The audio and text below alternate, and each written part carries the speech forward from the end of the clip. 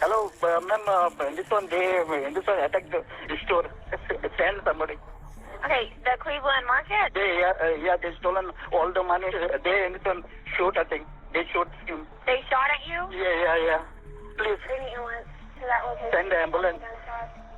He's dying, ma'am.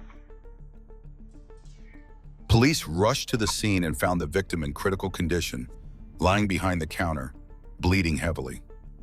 Officers tried to save his life, applying pressure to the wound, but the situation was dire. I tried my best to apply pressure over the wound. He was saying, I'm dying, I do not want to die. I have a family, I do not want to die. EMS rushed Combino Crasto to the hospital. He had been working behind the cash counter when the attack occurred. Investigators arrived at the scene and immediately discovered shocking evidence, revealing the brutality of the crime. There was a 9mm shell casing on the floor and bloodstains behind the counter. My first impression was that it was an aggravated robbery. When I met with Avelino Fernandez, the store clerk witness in one of the patrol vehicles. I'm Detective Cook with the police department. Can you tell me what happened here tonight? He was visibly upset and crying, and he appeared to be very scared. We in this one both are discussing the bill on the in this one registered. He told me that he was working in the store with Combino Crasto. Both store clerks were behind the counter. Suddenly, one man came with mask and gun. So he said, give money, give money. One man by himself? Yeah. And he had a mask on? Yeah, mask on. He came alone and the back, there is another two with mask. Very shortly after, 2 more masked subjects were observed entering the store. Given the first, he came, he said, give the money, otherwise I'll shoot you. He throws something. He just insulted, go, he said. So then he shoot him. He cry and he fall down. Stated that the subject threw the backpack at Combino Crasto, and it was at the time that he threw the backpack, the suspect fired 1 shot. Okay, and did the robber come around the counter and get the money? Yeah, he came inside and he taken all the money. Told them, don't kill me, please. Don't kill me, I beg him. And they walk away, not run. I didn't have any information other than 3 masked males. My next step is to gain access to any surveillance video in the store. There was a video surveillance camera behind the register and one in the lobby area, but we had no idea if it was actually functioning properly. We have got to get that video, and we've got to get access to it as soon as possible. The only one who was able to log into the system was the owner of the establishment. He was not on location.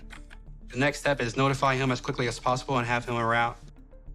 While investigators waited for access to the store's CCTV footage, they began searching the exterior for additional clues, combing the area for any evidence that could lead them to the suspects. We observed several coins on the front sidewalk of the store, just east of the store entrance. We followed the coin trail to the corner of the building, across the parking lot, across a ditch. The coin trail that led along the road to a point where we found a blue bandana laying on the road.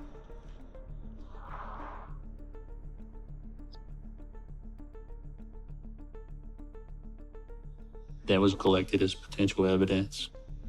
The coin trail definitely gave us an idea of a direction of travel. We knew that the suspects were traveling east, and there's a large neighborhood nearby. The coin trail led straight to the neighborhood.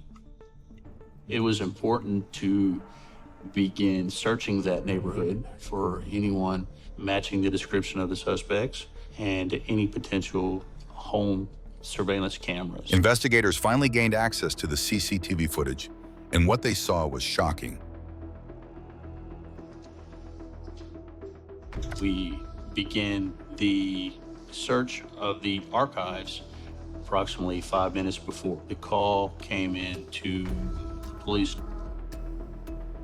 We started with the camera fixated on the front door. At 9:20 p.m., you see the suspect enter the store. He's wearing a black jacket, tan pants, carrying a backpack and a handgun. He's wearing distinctive latex gloves, wearing a blue bandana with a hoodie. So he's done a good job of concealing his identity.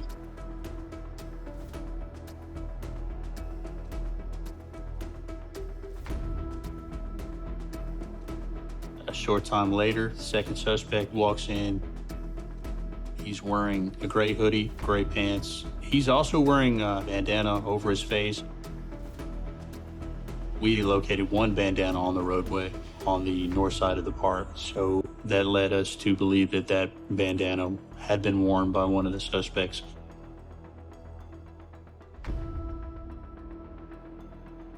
The third suspect, who is shorter in stature, is wearing gloves and a ski mask and a distinctive black and white checkered long-sleeve shirt.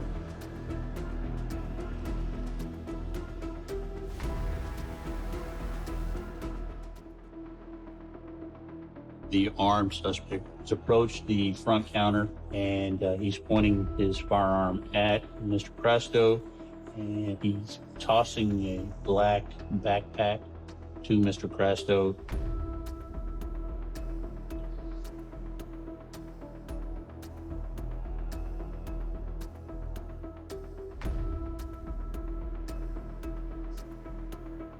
Mr. Crasto takes the bag and essentially has his hands up and he's walking backwards. At that point, he was shot by the gunman. Combino Crasto is lying on the floor bleeding from a gunshot wound to the chest. He was not putting up any fight. He was not resisting the suspects in any way. It tells you that this gunman is reckless and he has no regard for human life. You see the store clerk witness go to the corner behind the counter and cower down.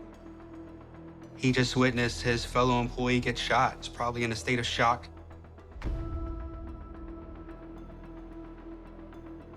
He starts complying and reaching into cash register. The footage showed the suspects shooting the victim and running out of the store.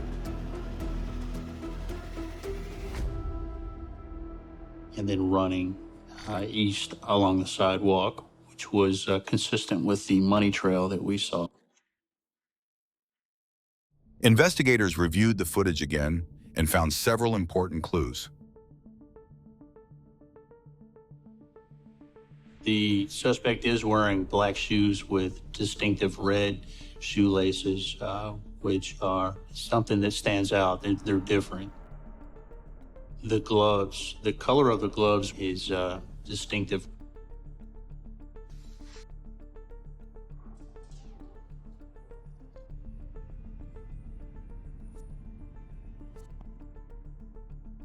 Suspect number 2 is not wearing any gloves. So we were able to identify suspect number 2 as a white male, tall, thin white male.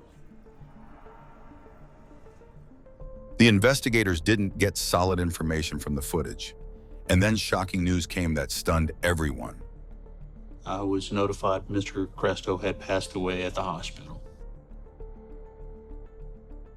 Investigators canvassed the neighborhood for more information and found a surveillance camera at a nearby house. They reviewed the footage carefully.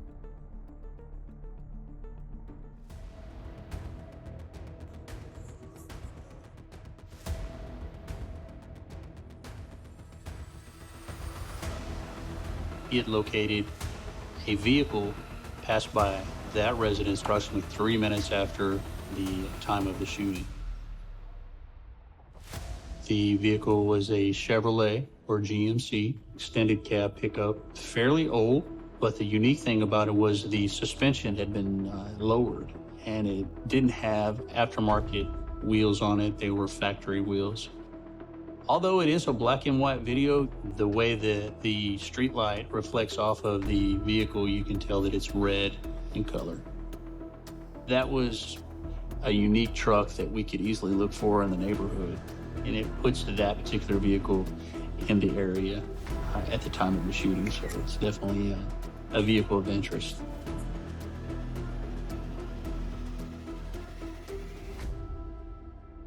Investigators found a red truck nearby and discovered several important clues inside the vehicle. The vehicle was located probably 6 to 8 blocks from the store. It's obviously the same truck on the video. Just glanced around the bed of the truck and I saw loose change and the distinctive latex gloves. Also saw the gray hoodie with the purple stripes on it. I got excited and I said, man, that hoodie looks real familiar and those gloves are the same type of gloves we're looking for. There was definitely a chance that we could collect some DNA from those items. We made contact with the homeowner there.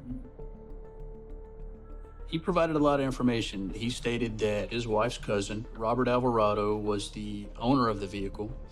He had no knowledge that Robert Alvarado had parked that vehicle on his property, and he told us where Robert Alvarado was living. Investigators went to Robert Alvarado's apartment. They learned he lived with his father, and the same truck was usually parked in front of the store. He'd seen what was going on at the store, which is like 200 yards away, and said that he went to that store all the time and he knew all the clerks in there. We didn't find any weapons or any of the clothing that would match the suspects in the video. Robert Alvarado was unusually nervous, so that raised our level of suspicion even more. So at that point, he was asked to come down to the police department for an interview. This is completely voluntary, okay? You're not under arrest, you're not being detained for any reason, okay? And you're free to leave at any time. As a matter of fact, there's the door, okay? We asked him about his vehicle. Where is your truck? What kind of truck are we talking about? Where is it at? It's a Ford. What color is it? Oh, red. Red? Yeah. My dad needs to get he's gonna fix it. Stated that his vehicle was broke down and his father was a mechanic and the vehicle was at his father's shop getting worked on. You're not being 100% because I got your truck. I got it.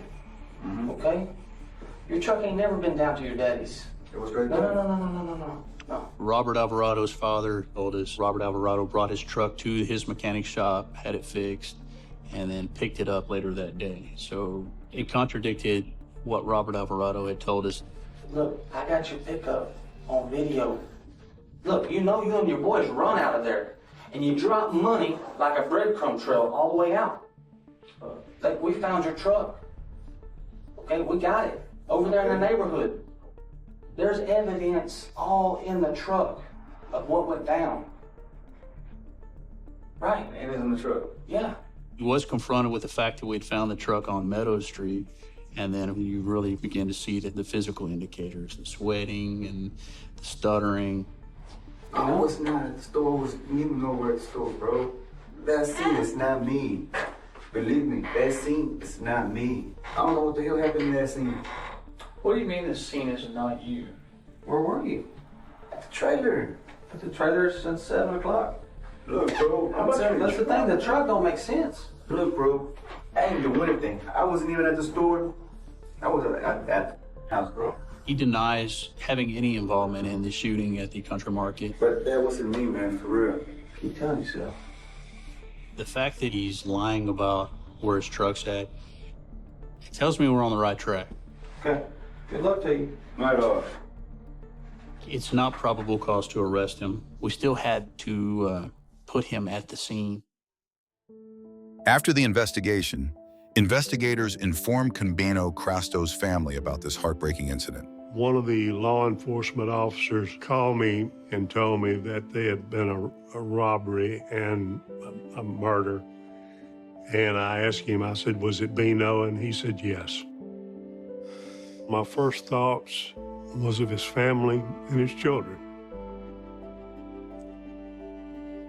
What would they do now? His cousin called and let family know what had happened. Think of them, because none of us ever wanted to receive the telephone call. As soon as I heard it, I just crumbled. How do you shoot somebody who's never done you wrong? It was extremely overwhelming. People who came through and just showed up, even if they didn't have anything to give or anything to offer, just to show up and say, hey, we're sorry. It was just an outpouring of the whole community. Vino's death was difficult for us, but he and I were very close. But I never forget, there's probably 200 or 300 other people out there that's in my same boots. They were all close to him, so it wasn't exclusive for me, and I know it touched everybody. Investigators found clues about the suspect through social media and traced his location. When they reached the spot, they discovered something shocking.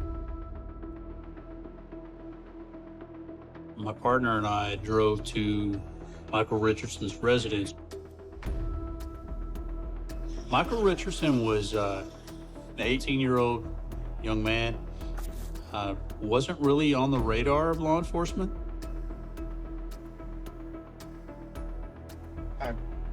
We talked to him briefly and asked if he'd be willing to come down to the police department. So he walks to his back bedroom. My partner follows him back just to be safe. Michael Richardson was acting nervous after my partner observed some ammunition. He's found a pair of black shoes with red shoelaces, a blue bandana. It's consistent with what the suspect was wearing in the surveillance video. Investigators interviewed Michael Richardson, and the interview revealed a shocking truth. Why do you think you're here? Because y'all know that I know someone that had something to do with it. Okay. Can you tell us a little bit about that? Because when Robert came to my house, he was wearing a black long sleeve shirt with a hoodie, and that's what they're wearing in that picture. Okay. Robert who? Alvarado. Michael Richardson stated around 10 o'clock, Roberto Alvarado came back to his residence and asked him to hold some clothing. Okay, and then he gave you what? The shoes in the bag with a bandana. A pair of black shoes with red laces, another pair of black boots, and blue bandana. Those items of clothing were of interest to us because they matched the clothing in the surveillance video. You have some more involvement than you're kind of laying out. You know that, and we know that. Mm-hmm. Am I gonna get in trouble though? Listen, like buddy. If I just tell what happened? We need to go get Robert before they hurt somebody else. Mm-hmm. Okay? You're the key to that. Okay. Robert had come and got me, and then we went to that camper thing that he stays in. And he had this little gun and was pointing it around. Let's go back a little bit to how, when Robert came and picked you up at your house, what was he in? He was in a red truck, clock, and he started talking about doing some stupid crap about robbing the store. Started saying there's only one guy tonight. He said we would go up in there, no one would get hurt, we would be in and out. And then when we were in there, he was yelling at him, and then the one guy, he had grabbed the bag, the other guy that got shot, he grabbed the bag and was like slinging it at him. He was slinging it at him, and then he put it up against his, like this whenever he was trying to go to the bag, and then that's whenever Robert shot him. Michael Richardson answered all questions in detail, revealing the involvement of a third person, Robert Alvarado, who was then arrested for questioning.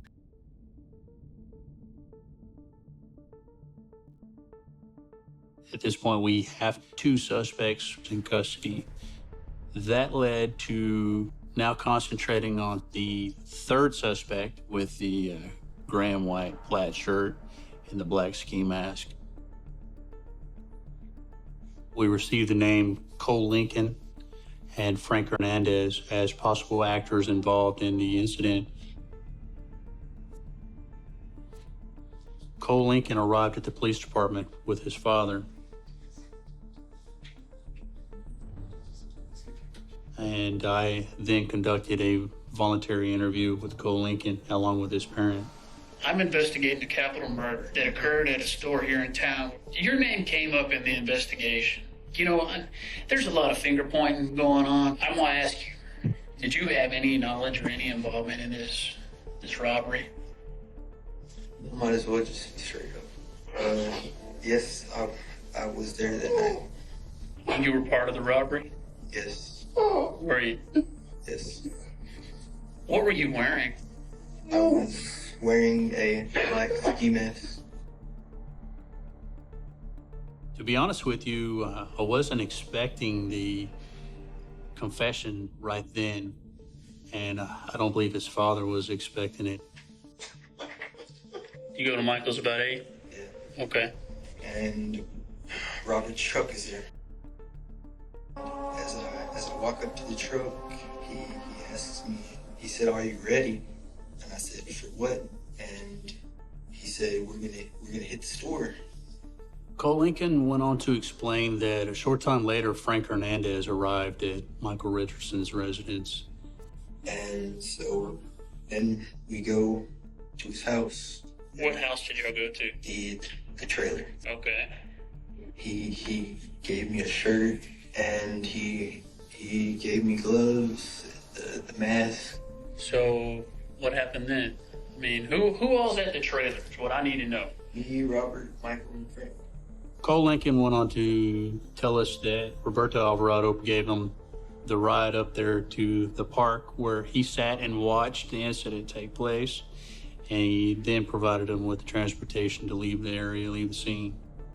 It's obvious to us that Roberto's kind of the spearhead. He's providing clothes, vehicle. He was much more than just the getaway driver. And he's using these younger people to do his bidding so he doesn't have to do it directly. Who had the gun? Well, first Robert had it. Okay. And then who had it after that? Frank Hernandez. He identified the shooter as Frank Hernandez. It was at that point that Michael Richardson confirmed the story given by Cole Lincoln. He had made up the fact that Roberto Alvarado was the shooter. And you didn't identify Frank Hernandez. Because I thought that if I could get Robert put in jail before any of the other ones, that he wouldn't be able to hurt me or anything. Are you afraid of Robert Alvarado? Yes. We now knew that Roberto Alvarado was the getaway driver, provider of the firearm, more or less the mastermind. Michael Richardson was suspect number 2, and Cole Lincoln was also involved as suspect number 3. We suspected that Frank Hernandez was the shooter. It then became priority for us to locate Frank Hernandez.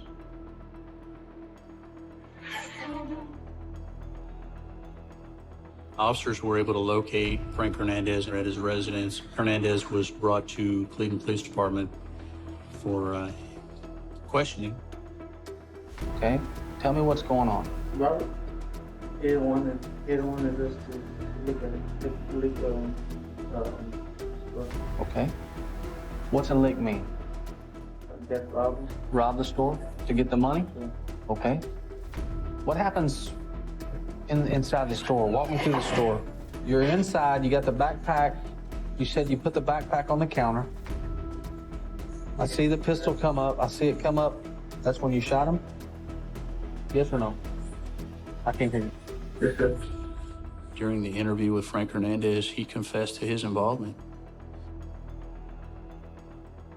He seemed to have little care for what he had done. Investigators arrest Frank Hernandez for capital murder. Investigators arrested Frank Hernandez, who revealed the location of the gun used in the crime. It was a relief that we were able to recover the murder weapon and get all of the subjects involved in custody. Roberto Alvarado, Michael Richardson, and a juvenile were all charged with the capital murder of Combino Crasto. men are in custody in connection with that robbery and the killing of a very popular convenience store clerk. The men are all charged with capital murder in the killing of 40-year-old Combino Crasto. On Wednesday, officers say 3 masked men entered the Exxon on FM 2025, argued with Crasto over money, and then shot him in the chest. Channel 2's Kathy Hernandez live tonight with the latest. Kathy. Investigators say they worked around the clock to make these arrests and say they have a good case to prosecute all 3. This is video of authorities escorting one of the people arrested in the killing of store clerk Conbino Crasto. 22-year-old Roberto Alvarado, 18-year-old Michael Richardson, and a 15-year-old boy are charged with capital murder. Police say the 3 men wearing masks walked into the Exxon on FM 2025 in Cleveland Wednesday morning. Investigators say they argued with the 40-year-old clerk over money and shot him in the chest. The clerk, known as Vino, died in the hospital. Police say he was a hardworking father who moved here to Texas from India 7 years ago. There's been numerous investigators involved with the department, and they've all done an awesome job to try to bring justice to the family in this case, and we've worked tirelessly and effortless to get this done. Police say the clerk's family, a wife and 2 children, still live in India, and he would send them money he earned at the store.